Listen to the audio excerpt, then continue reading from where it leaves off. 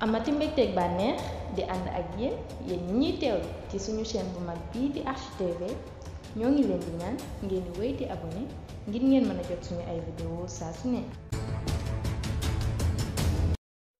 jërë ngeen jëf dal leen ak jàmm mbokk yi ñuy bàyyi xel fii ci Archi TV di fi taatane ay xabaar ñu ngi leen di fàttali ngeen wéy di abonné te activer cloche de notification bi ngir rek bépp xibaar buy jaar fii ngeen mën a bokk ci ñi koy njëkk am kon dañ koy doore ko rek ak kii di Déthié Fall niki conférence de presse bi nga xamante ne rek moom doon na ko amal niki tey ji moom njiital parti bi di PRP moom Déthié Fall ginnaaw bi nga xamante ne rek moo nekkoon mandataire coalition bi fi woon di Yewwi Askan bi fekkoon nga ak Ousmane Sonko ak ay yeneen leader ginnaaw bi nga xamante ne rek moom kii di Ousmane Sonko xamle na ni élection législative yi nga xamante ne rek anticipé novembre 2024 le 17 moom la ñuy fas yéene amal liste Pastef lañ cay demee waral na itam yeneen coalition juddu ca wet ga mu mel ni rek ñi ëpp ci wàllu Yewwi Askan Wi di ci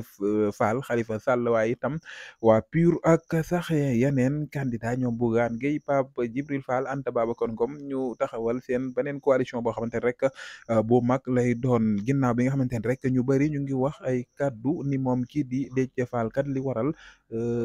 maanaam dafa am rek ay audio yoo xamante ni dafa fuité mu doon wax kii di Ousmane Sonko ay kaddu yoo xamante ni rek kaddu yu teggine wul la moom buñ sukkandiko ci xibaar wala boog ci conférence de presse bi nga xamante ne rek doon na ko amal moom jiital PRP Déthié Fall xam le neen daal digganteem ak Ousmane Sonko amul benn ñagas-ñagas waaye itam Pastef amu fa benn leader boo xamante ni buñ xam la boo xamante ni rek moom kii di Déthié Fall am na ak moom ay jafe-jafe mu ne rek nga xamante ni rek nit ñi ñoo ngi koy wax mbir la boo xamante ni rek dara amu ci maanaam moo waa Pastef ak gouvernement bi fi nekk amuñu benn jafe-jafe amuñu it benn réero donte ni it gëj naa dégg kii di Ousmane Sonko waaye lépp itam dafa jàpp rek ni maanaam liggéey bi nga xamante ni sénégalais yi wóolu nañ leen ba dénk leen ko moo waral loole le moom Déthié Fall muy xam le ni kat gouvernement bi yéene na leen li nga xamante ni rek moom moo di réussite donte ni moom Déthié Fall dafay politique waaye itam amul lenn loo xamante ni dina ko ŋàññee gouvernement bi nga xamante ni rek ñoo fi nekk ndax gisagu ko waaye bis bu ko gisee dina ko mën a